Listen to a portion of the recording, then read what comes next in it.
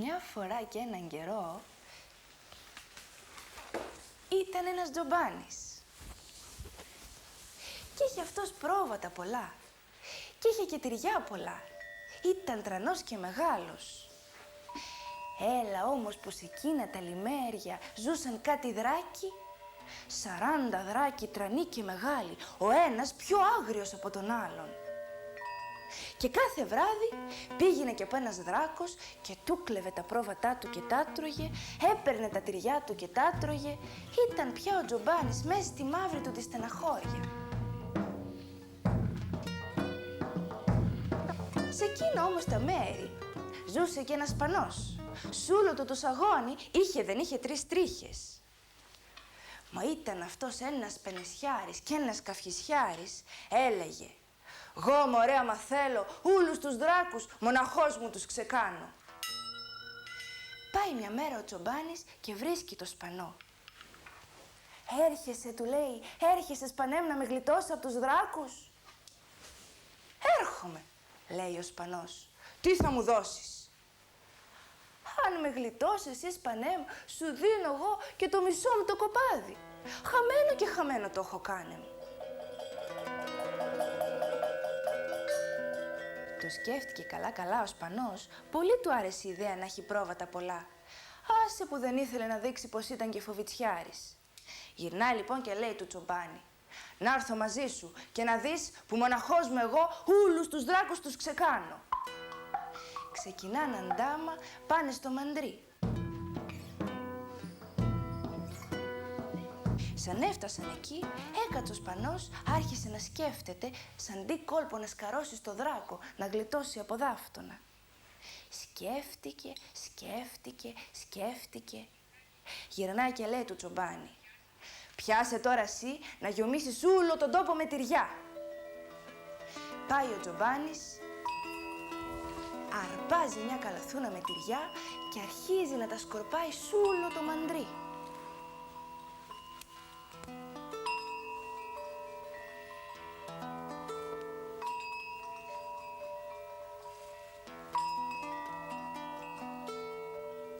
Ήρθε το βράδυ, σκοτίνιασε ο τόπος, λούφαξαν τα πρόβατα στο μαντρί, πάει ο τζομπάνης στο κρεβάτι του, κουκουλώνεται καλά-καλά κάτω από τις κουβέρτες του, έτρεμε ο δόλιος από το φόβο του.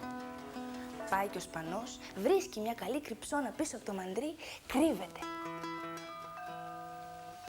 Τον ρίχνει ο καλός στον ύπνο, ροχάλιζε, μπουμπούνιζε ο τόπος. Κι κατά τα μεσάνυχτα ακούγεται ένας σαματάς και ένας θόρυβος φοβερός, έρχονταν ο δράκος. Ακούγονταν τα πατήματά του ως πέρα, έσπαγε τις πέτρες, λυγούσε τα δέντρα, σιόνταν τα βουνά. Σηκώνει το καημένος ο τζομπάνης από το κρεβάτι του τρέμοντας, πάει εκεί που ήταν κρυμμένος ο Σπανός. «Σήκω, Σπανέμ, σήκω, ήρθε ο δράκος να με φάει, σήκω να τον σκοτώσεις». Σαν τ' άκουσε αυτό ο Σπανός, να του πήγε από το φόβο του. Έλα όμως που δεν ήθελε να δείξει πως είναι και φοβιτσιάρης, δίνει μια από εκεί που κρύβονταν στην κρυψώνα του, πετάγεται. Βάνει ο Σπανός μια φωνή του δράκου, του λέει μωρέ δράκε, ή κάθεσαι εκεί που είσαι, ή τώρα δα, σαρπάζω και σε στίβω σαν ετούτη εδώ την πέτρα. Τύρα καλά μωρέ να δεις». Και αρπάζει ο αθεόφοβος από κάτω ένα κομμάτι τυρί και το στίβει.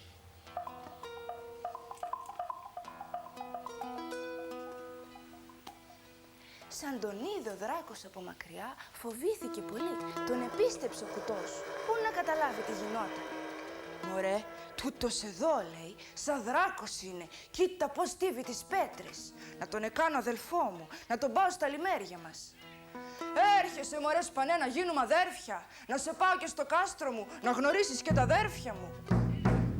«Έρχομαι», του λέει ο Σπανός. Κοτούσε μα θες να πει και τίποτα άλλο από το φόβο του. Ανοίγει ένα βήμα ο δράκος, φτάνει κοντά στο Σπανό, του δίνει τη χερούκλα του. «Έλα», του λέει, «να γίνουμε αδέρφια». Σαν του έσφιξε το χέρι, πετάχτηκαν τα μάτια του Σπανού έξω από τον πόνο. «Τι τυράς εκεί πέρα μωρέ Σπανέ», του λέει ο δράκος. «Να», λέει ο Σπανός, «κοιτάω μωρέ να δω κατά πού θα σε πετάξω». Τον πίστεψε πάλι ο δράκος. «Α», σου λέει, «τούτος εδώ είναι δυνατός πολύ και να τα κάνω μαζί του καλά για να μην έχω προβλήματα». «Έλα», του λέει, «έλα να πάμε στα λιμέρια μας». Ανοίγει τις ποδάρες του, αρχίζει ο δράκος να περπατάει.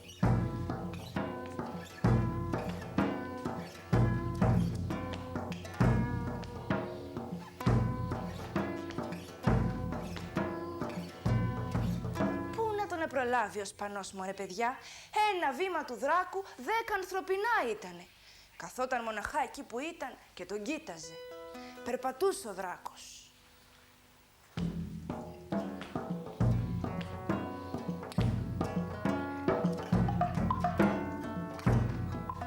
Γυρνάει, βλέπει το Σπανό που κάθονταν και τον κοίταζε. Σπανέ, γιατί δεν έρχεσαι, μωρέ?» «Ου», λέει αυτός, «εγώ βαριούμαι. Άμα ανοίξω τα ποδάρια μου, πού να με προλάβεις? Ένα βήμα θα κάνω, έφυγα μπροστά από τα μάτια σου. Και άμα θες να έρθω στο κάστρο σας, να με πάρεις τον ώμο σου». Τον πίστεψε ο κουτός ο δράκος, τον παίρνει το Σπανό, τον ανεβάζει πάνω στο σβέρκο του, ξεκινάνε για τα λιμέρια των δράκων.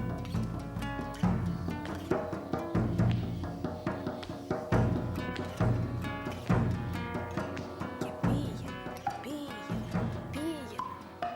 Όσο περπατούσαν, τόσο σφίγγονταν η καρδιά του Σπανού από το φόβο. Φτάνανε στα λιμέρια των δράκων. Ήταν αυτά σε κάτι ρουμάνια, σε κάτι βουνά απάτητα. Ανέβαιναν. Πολύ πετάμενο δεν είχε εκεί πέρα. Σαύρες, φίδια μοναχά σέρνονταν στα πόδια τους. Έτρεμε ολόκληρος ο Σπανός από το φόβο του. Σαν φτάσαν κοντά στο λιμέρι των δράκων, κοιτάει ο Σπανός τι να δει. Ήταν, μωρέ, ένα κάστρο θεόρατο. Κρύβονταν οι κορφές του μες στα σύννεφα. Πήγε η καρδιά του στην κούλη. Φτάνουν κοντά, βλέπουν μια πόρτα, 10 άντρες μαζί δεν μπορούσαν να την ανοίξουνε. Κάνει μία έτσι ο δράκος με το μικρό του το δάχτυλο, ανοίγει την πόρτα. Σαν μπήκανε μέσα στο κάστρο, κοιτάει ο Σπανός, πετάχτηκαν τα μάτια του από το φόβο. Είχε ένα τραπέζι από εδώ μέχρι πέρα και κάθονταν γύρω-γύρω 40 δράκοι, ο ένας πιο φοβερός από τον άλλον. Στην κορφή του τραπεζιού κάθονταν ένας δράκος που φαίνονταν πως ήταν ο αρχηγός τους. Ήταν ο πιο μεγάλος και ο πιο τρομακτικός από όλους. Γούρλωναν τα μάτια του, κρέμονταν τα μουστάκια του μέχρι τα σαγόνια, πετάγονταν τα δόντια του έξω. Σαν είδε το Σπανό να είναι πάνω στην πλάτη του αδερφού του, γυρνάει και λέει: «Ω, μωρέ αδερφάκι μου, μας έφερες για το βράδυ μεζέ». «Τούτον εδώ να μην τον επειράξετε», λέει ο δράκος που είχε το Σπανό, «γιατί είναι δυνατός πολύ και γενναίος. Τον έφερα να γίνει αδερφός μας». Κάθονται που λέτε να φάνε. Γύρω-γύρω στο τραπέζι οι δράκοι και έπαιρνε ο καθένας από ένα βόδι ολόκληρο, το κατέβαζε μαζί με τα κόκαλα. Πού να μπορέσει να φάει έτσι ο Σπανός, ούτε να το σύρει το βόδι δεν μπορούσε. Έκοβε μεγάλα κομμάτια με το χέρι του, έκανε πως τα έτρωγε, τα πετούσε πίσω από την πλάτη του. «Μωρέ φαΐ που το κάνει», λένε οι δράκοι. «Στο δράκος τρώει αυτός». Σαν αποτέλειωσαν το φαγητό τους, σηκώνονται και φέρνουν κρασί. Να κάτι βαρέλες. Σήκωνε ο καθένας από ένα βαρέλι, το κατέβαζε με μια γουλιά. Πού να μπορέσει να πιει ο Σπανός έτσι κρασί. Ούτε το βαρέλι δεν μπορούσε να σηκώσει καλά-καλά. «Εγώ, μωρέ», λέει ο Σπανός, «δεν θέλω να πιω. Γιατί άμα πίνω πολύ μεθάω και άμα μεθύσω, σας κόβω τα κεφάλια μόνο μιας». Τα ακούνε αυτό οι δράκοι, τα χρειάστηκαν. «Μωρέ, τούτος εδώ», σου λένε, «είναι δυνατός πολύ». «Άσε, Σπανέ, μην πιείς εσύ, γουλιά μην πιείς καλύτερα». Τη γλίτωσε πάλι αυτός.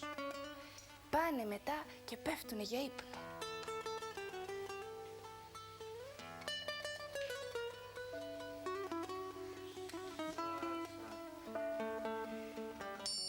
Σαν εξημέρωσε, σηκώνονται οι δράκοι, μαζεύονται. Κουβέντιαζαν τώρα μεταξύ τους πως θα βγάλουν το Σπανό από τη μέση. Τον εφοβόντουσαν, βλέπετε. Σκέφτονταν, 40 μαζί κουκούτσι μυαλό δεν είχανε. Πετάγεται ένας και λέει: Να το στείλουμε, μωρέ, να πάει να φέρει νερό. Έτσι μικρούλης που είναι, δεν θα μπορέσει να σηκώσει το ασκί, τον βγάζουμε από τη μέση. Σαν συμφώνησαν όλοι, φωνάζουν το Σπανό, του λένε: «Σύρε τώρα, Σπανέση, να πας στη βρύση να φέρεις νερό». Σηκώνεται αυτός να πάει να φέρει νερό. Κάνει να τραβήξει το ασκί. Πού να μπορέσει. Άδειο ήτανε, ασήκωτο. Τράβαγε.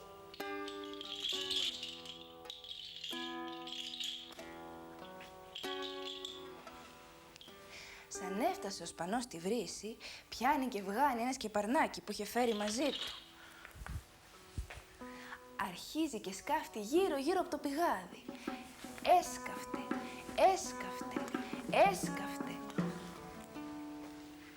Σαν έσκαψε γύρω-γύρω από το πηγάδι, αρχίζει να φτιάχνει ένα βλάκι που να πηγαίνει μέχρι το κάστρο των δράκων.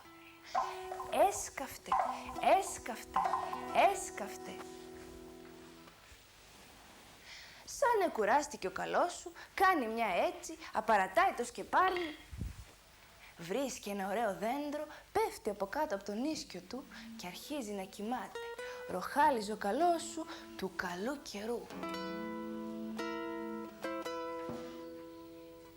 Περίμεναν οι δράκοι να γυρίσει ο Σπανός με το νερό, περίμεναν, πουθενά ο Σπανός. Κοινάνε και οι 40 μαζί να πάνε να τον έβρουν.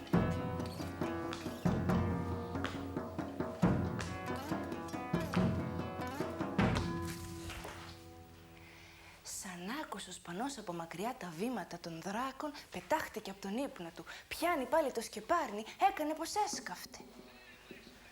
Μωρέ Σπανέ, του λένε οι δράκοι. Πού είναι, μωρέ, το νερό? Τι κάνεις εκεί πέρα, σκάβεις? Μωρέ, λέει ο Σπανός.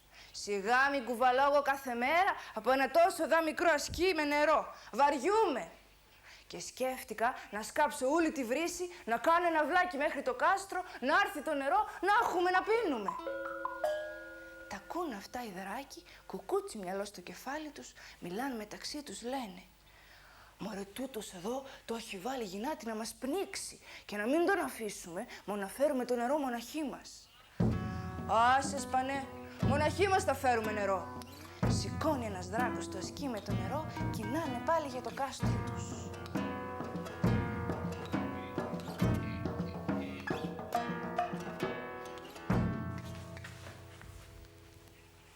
Σαν γύρισαν το βράδυ στο κάστρο του οι δράκοι, πέσαν όλοι για ύπνο. Πού να τους κολλήσει ύπνος, σκέφτονταν το Σπανό και την αντριά του και να τους πήγαινε από το φόβο. Σαν να σηκώθηκαν πρωί-πρωί, κουβέντιαζαν τώρα μεταξύ τους να βρουν έναν τρόπο να τον ευγάλουν από τη μέση. 40 δράκοι μαζί, τίποτες δεν έβρισκαν με τις κεφάλες τους.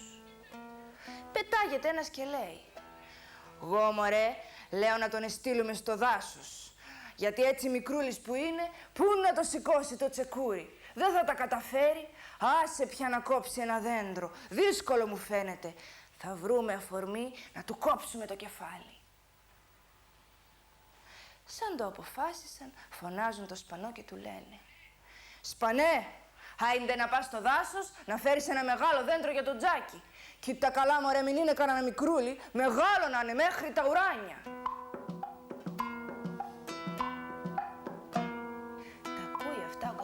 Ο Σπανός τα χρειάστηκε. Πού να κόψει τέτοιο δέντρο θεόρατο. Σηκώνεται να πάει να φέρει το τσεκούρι.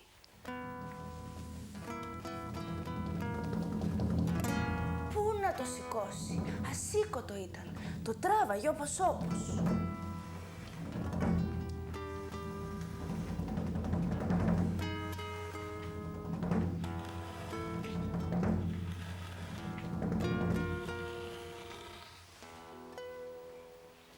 Έσαιρνε ο Σπανός το τσεκούρι του ώρα πολύ. Φτάνει καμιά φορά στο δάσος, ήταν κουρασμένος. Απαρατάει το τσεκούρι, παίρνει μια τριχιά και αρχίζει να δένει 10 δέντρα θεόρατα γύρω-γύρω.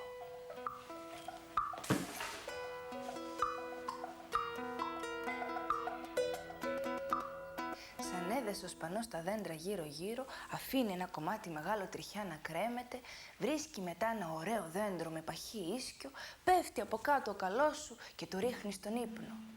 Αρχίζει να ροχαλίζει, τραντάζονταν πια ο τόπος από το ροχαλιτό του. Καρφί δεν του καίγονταν, ούτε για δράκους, ούτε για τίποτα. Περίμεναν οι δράκοι να γυρίσει. Περίμεναν, πουθενά ο Σπανός. «Α, μωρέ», λέει, «τι γίνει κι αυτός και δεν έφερε ακόμα τίποτα». Σηκώνονται και οι 40 μαζί να πάνε να τον βρούνε.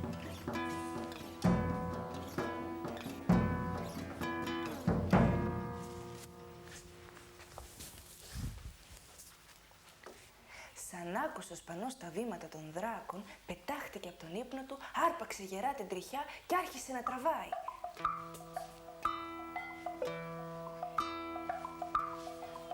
«Τι κάνεις, μωρέ Σπανέ, εκεί πέρα», του λένε οι δράκοι. «Τι τραβάς τα δέντρα, γιατί δεν έφερες ακόμα ένα δέντρο να βάλουμε στο τζάκι μας?» Λέει ο Σπανός. «Σιγά μην κάθομαι εγώ κάθε μέρα να κόβω από ένα ξυλάκι να σας το φέρνω. Είπα να φέρω όλο το δάσος να ξεμπερδεύουμε». «Μωρέ, τούτος εδώ είναι δυνατός πολύ», λένε οι δράκοι. «Θα ξεπατώσει όλο το δάσος. Δέντρο για δέντρο δεν θα αφήσει. Α, δεν είναι με τα καλά του. Μην τον αφήκουμε». «Άσε, Σπανέ, μοναχοί μας τα φαίνουμε τα δέντρα». Παίρνουν αυτοί ένα δέντρο, τον απαρατήσαν αυτόν ήσυχο. Τη γλίτωσε πάλι. Κινήσανε να πάνε στο κάστρο.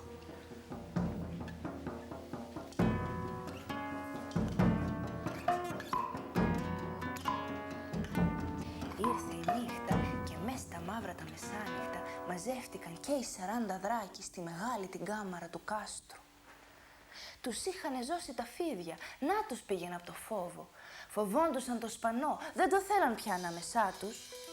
Ήθελαν με κάθε τρόπο να τον ξεφορτωθούν. Γυάλιζαν τα μάτια τους από την κακία, πετάγονταν τα δόντια τους στα μεγάλα, έτριβαν τα χέρια τους. Λέει ο μεγάλος ο δράκος. «Να πιάσουμε, μωρέ, τώρα που κοιμάται, να πάρουμε τα τσεκούρια μας, να πάμε πάνω από το κεφάλι του, να του κάνουμε το κεφάλι του κόσκινο από τις τσεκουριές». Ευτυχώς που ο Σπανός είχε κρυφτεί καλά σε μια γωνιά της κάμαρας και είχε στήσει το αυτί του. Φοβόταν, βλέπετε κι αυτός, πως αργά ή γρήγορα οι δράκοι θα καταλάβαιναν τις πονηριές του. Κάτι θα κάναν για να το σκοτώσουν. Σαν τ' άκουσε αυτά, σκέφτεται καλά τι να κάνει, σηκώνεται, πάει στην κάμαρά του.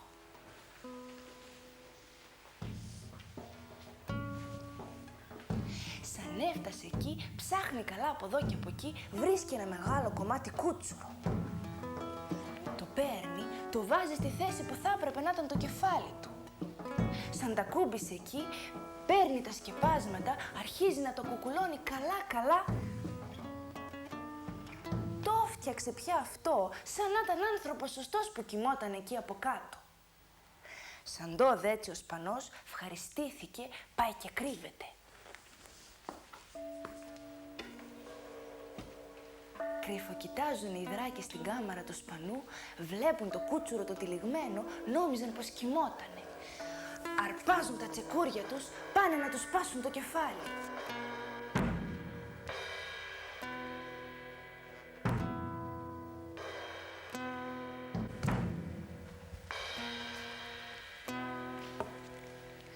Κάνανε το κούτσουρο πριονίδι. Σαν νόμιζαν αυτοί ότι σκοτώσαν το Σπανό, απαρατάνε τα τσεκούρια, βγαίνουν χαρούμενοι από το δωμάτιο. «Τον ξεφορτωθήκαμε», λένε.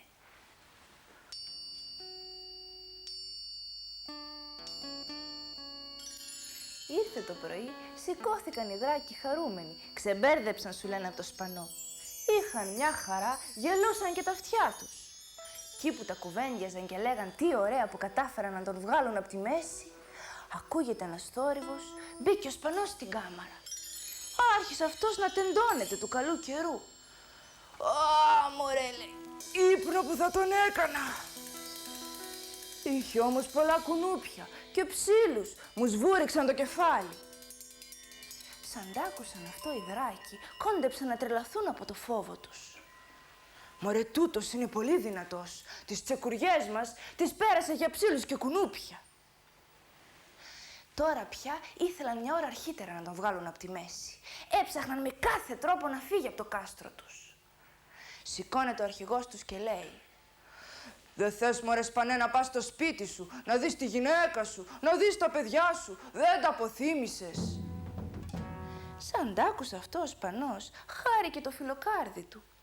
Άλλο που δεν ήθελε να γυρίσει στο σπίτι του μια ώρα αρχίτερα. Σου λέει, 1, 2, 3 θα καταλάβουν τα κόλπα μου και τις πονηριές μου και αλίμονό μου τότε. Να φύγω μωρέ, λέει στους δράκους. Σαν με βαρεθήκατε, αλλά νομίζετε πως έτσι θα με εξαποστείλετε. Ούτε ένα δώρο δεν έχετε για μένα.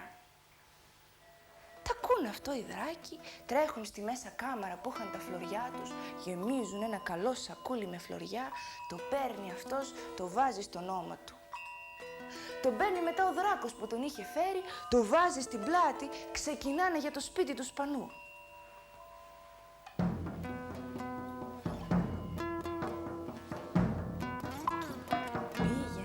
Πήγαιναν. Κόντευαν πια να φτάσουν στο χωριό του Σπανού. Βλέπει αυτός από μακριά τα πρώτα σπίτια. Γυρνάει και λέει στο δράκο: «Δράκε, κάτσε τώρα εσύ εδώ, γιατί άμα σε δουν τα παιδιά μου, θα ορμήσουν να σε φάνε. Να πάω να τα δέσω, για να μην σε ορμήσουνε, μωρέ». Τα ακούει αυτό ο δράκος, τα χρειάστηκε. Κατεβάζει το Σπανό, τον αφήνει να φύγει. Πάει αυτό στο σπίτι του, παίρνει τα παιδιά του, βρίσκει ένα δέντρο μεγάλο, τα δένει όλα γύρω-γύρω. Ήταν αυτά 4-5. Πιάνει ο Σπανός τα παιδιά του και τα ορμηνεύει τι να κάνουν σαν δούνε το δράκο μπροστά τους. Περιμένει ο δράκος λίγη ώρα, ξεκινάει να πάει κατά το σπίτι του Σπανού. Σαν έφτασε έξω από τα παραθύρια του, βλέπει τα παιδιά του Σπανού δεμένα στο δέντρο. Άρχισαν αυτά να φωνάζουν και να σκούζουν τον πατέρα τους και έκαναν πως θέλουν να λυθούν. «Κρέας δράκου, μωρέ! Κρέας δράκου βρωμάει εδώ! Λύσε μας, πατέρα, να τον εφάμε!» Τα ακούει αυτό ο δράκος, ανοίγει τις ποδάρες του, όπου φύγει. Κι που έτρεχε ο δράκος, βρίσκει μπρος του μια λεπού. «Πού πας, κύριε δράκε, έτσι βιαστικός?» του λέει η κυραμάρο. «Ο Σπανός, μωρέ, έδεσε τα παιδιά του να μην με φάνε, μα εγώ φοβούμαι μη λυθούνε και μου κάνουν το κρέας μου, αχ, Θεούλη μου, σαν κοτόπουλο». «Τι λες, μωρέ», λέει αυτή. «Εγώ τις προάλλες του φάγα, ξέρεις, ούλο του το κοτέτσι και εσύ σκιάζεσαι από τα παιδιά του. Δέσου στην ουρά μου να πάμε κατά εκεί». Παίρνει ο δράκος, δένεται καλά από την ουρά της αλεπούς, ξεκινάει αυτή, από πίσω έσαιρνε το δράκο να πάνε κατά το καλύβι του Σπανού. Πήγαιναν. Βγαίνει ο Σπανός στο παραθύρι, αγναντεύει μακριά, βλέπει την κυραμάρο να σέρνει το δράκο. Κατάλαβε. Βάνει μια φωνή. Κεραμαριό!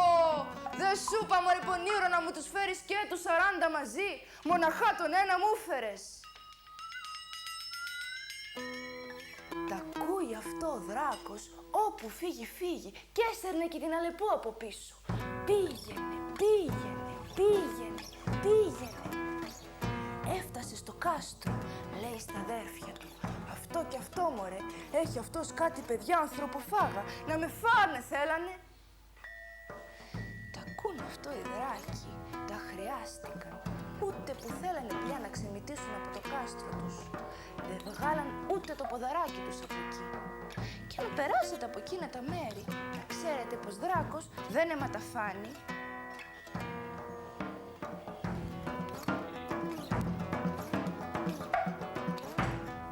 Πέρασε καιρός πολύς, δεν ματαφάνει και δράκος από εκείνα τα μέρη. Χάρηκε ο Τζομπάνης πολύ. Πιάνει, χαρίζει τα μισά του τα πρόβατα στο Σπανό. Έγινε πια αυτός τρανός και μεγάλος. Είχε και τα φλουριά που του είχαν χαρίσει οι δράκοι, ήταν μέσα στην καλή του τη χαρά. Έζησε αυτός καλά και εμείς καλύτερα.